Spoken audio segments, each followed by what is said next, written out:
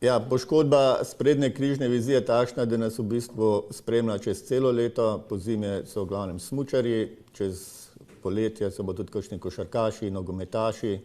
So pa zdaj v različnih starostnih skupinah, vse več je tudi otroških.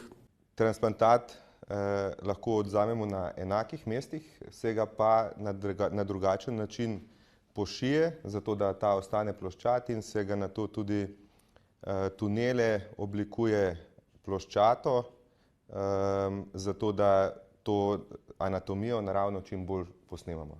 Ja, poškodba sprednje križne vizije je takšna, da nas v bistvu spremlja čez celo leto. Pozimi so v glavnem smučarji, čez poletje so tudi kakšni košarkaši, nogometaši. So pa zdaj v različnih starostnih skupinah, vse več je tudi otroških. Transplantat lahko odvzamemo na enakih mestih, se ga pa na drugačen način